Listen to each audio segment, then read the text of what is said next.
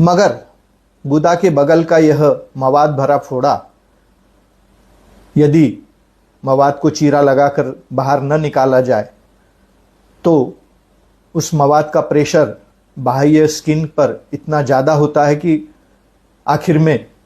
वह स्किन फट जाती है और मवाद बाहर निकलने लगती है। जैसे ही ये मवाद बाहर निकलती है, उस मवाद के प्रेशर से जो आपकी सेंसरी नर्व्स थी, जो संवेदनशील तंत्रिका थी, उन पर प्रेशर कम हो जाता है। मरीज का दर्द काफ़ी मात्रा में कम हो जाता है, मरीज को राहत मिलती है और वह समझता है कि मवाद निकल गई है और अब हमें पूरा आराम हो जाएगा। मगर ऐसा बहुधा होता नहीं है, क्योंकि मवाद जब निकलती है तो केवल जो लिक्विड मवाद है, उस मवाद भरी गांठ के फूट जाने के बाद अधिकांश मरीज इतने भाग्यशाली नहीं होते कि उनके लक्षण हमेशा के लिए खत्म हो जाएं, वह घाव पूरी तरह से भर जाए और आगे भी भविष्य में उन्हें कोई परेशानी न हो। क्योंकि जब मवाद फूटकर बाहर निकलती है, उसी समय वह गुदा के अंदर या आपके रेक्टम के भीतर भी अपना रास्ता बनाती है, वहाँ भी फूटती है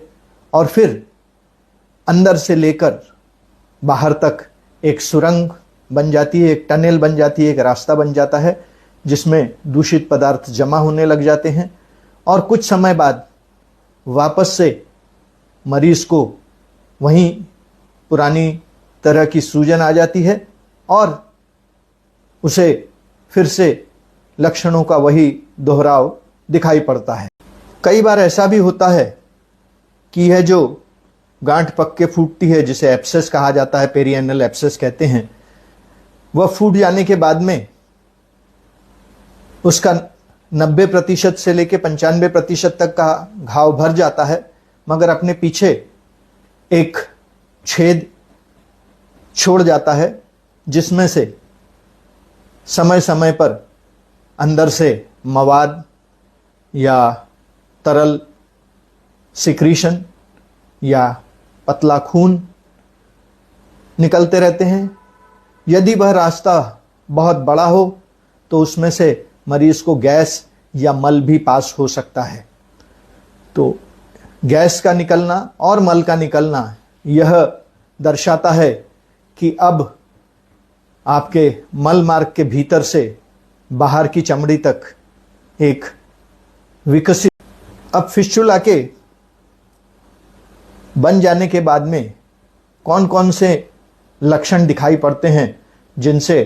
रोग का निदान आसान हो जाता है। मरीज अपने गुदा के बगल में एक छिद्र की, एक होल की कंप्लेंट करता है जिसमें से बीच बीच में से स्त्राव निकलता है, डिस्चार्ज होता है। वह जगह गीली रहती है, उस जगह पर बेचैनी, खुजली, कपड़ों पर दाग लगना, बुखार आना, ठंड लगना, काम में मन नहीं लगना, कमजोरी महसूस होना, टॉयलेट करते समय भीतर में दर्द होना और कई बार बैठने में, खासकर वाहन चलाते समय, कोई कसरत करते समय, कुर्सी पर यदि उसकी सतह हार्ड हो, कड़ी हो, तो बैठने पर। अब फिस्चुला में क्या क्या जटिलताएं आ सकती हैं, क्या कॉम्प्लिकेशंस आ सकते हैं। यदि फिस्चुला पुराना हो तो कई बार ऐसा होता है कि उसका छिद्र बंद हो गया है, मुंह बंद हो गया है, मगर अंदर इन्फेक्शन है, तो वह इन्फेक्शन, वो मवाद अपना रास्ता ढूंढने के लिए कहीं और बगल से फैलकर वहाँ से फूट जाती है। तो मरीज को 2 फिस्चुला के छिद्र हो सकते हैं, 3 भी हो सकते हैं। हमारे देखने में 8 से 10 छिद्र भी आए हैं, मगर यह उन्हीं परिस्थितियों में होता है जब मरीज पूरी तरह से लापरवाह हो, उसने किसी तरह से कोई इलाज ही ना करवाया हो। ऐसी अवस्था में ही 2 से अधिक फिस्चुला के छेद हो सकते हैं। उसी तरह टीबी, ट्यूबरकुलोसिस की बीमारी से भी मरीज को कई जगह पर फिस्चुला के छेद हो सकते हैं। उसी तरह बड़ी आंत का जो अब फिस्टुला के उपचार विधि क्या है, ट्रीटमेंट क्या है? तो फिस्टुला की उपचार विधि या उसे पूरी तरह से नष्ट करने के लिए शल्य क्रिया, सर्जरी ही एकमात्र उपाय है। हालांकि आयुर्वेद में एक क्षार सूत्र चिकित्सा पद्धति होती है जिसमें धागों को एक विशेष दवाओं के घोल में लिपटा जाता है, उन्हें सुखाया जाता है और उस दवा युक्त धागे को फिस्टुला के बाहरी छिद्र से अंदरूनी छिद्र तक ले जाया जाता है। वहां से उसको बाहर निकालकर उसमें गांठ लगा दी जाती है। यह जो घोल होता है इसमें दो तरह की प्रॉपर्टीज होती है। एक वह क्षार सूत्र विधि एक प्रामाणिक चिकित्सा विधि है जिसमें यह जो दवा युक्त धागा डाला जाता है उसे हर सप्ताह कसने की जरूरत होती है। तो आपका आयुर्वेदिक डॉक्टर वो पुराना धागा निकालकर उसी के सहारे नया धागा बांधेगा और उसे इतना टाइट करेगा कि वह काटने की, रोगग्रस्त भाग को काटने की क्षमता रखता हो। और हर सप्ताह यह धागा बदला जाता है जब तक कि आपका फिस्टुला का बाहरी और अंदरूनी भाग पूरी तरह से एक न हो जाए और वहां के आसपास के जो रोगग्रस्त टिश्यू हैं वह पूरी तरह से नष्ट न हो जाए। यह प्रक्रिया फिस्टुला की मल मार्ग के भीतर से दूरी पर निर्भर। क्षार सूत्र को किसी अनुभवी वैद्य से ही करवाना चाहिए क्योंकि जब वह धागा डालने के लिए एक विशेष प्रोब या एक आंख वाली तार को गुदा के छेद, फिस्टुला के छेद से अंदर प्रवेश करवाया जाता है और उस आंख में वह दवा युक्त धागा डालकर उसे वापस खींच लिया जाता है और बाहरी छेद से गुदा के भीतर तक एक लूप बनाया जाता है जिसमें गांठ लगा दी जाती है और यह लूप और यह धागा हर हफ्ते बदला जाता है। यदि ये क्षार सूत्र करने वाला डॉक्टर अनुभवी ना हो तो हो सकता है कि वह गलत स्थान पर वह आंख वाला तार डाल दे। कई नीम हकीम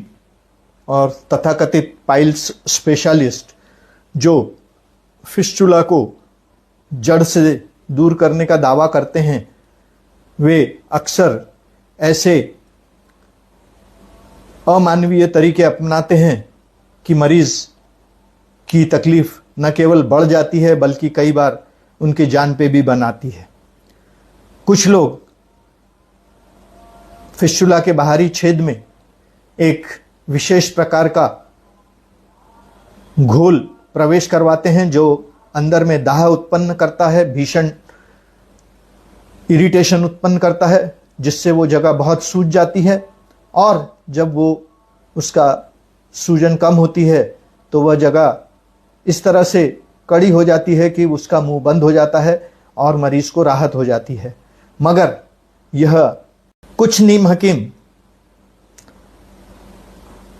आयुर्वेद के क्षार सूत्र का सहारा लेके मरीज के भीतर में धागा डालते हैं, मगर यह धागा एक साधारण सिलाई का धागा होता है जिस पे कोई रासायनिक प्रक्रिया नहीं की जाती है, न ही उसे किसी तरह से स्टरलाइज किया जाता है, ना ही इन झोला छाप डॉक्टरों को पता होता है कि यह धागा कहाँ डालना चाहिए और कैसे उसका आगे बदलाव करना चाहिए। कई बार कोई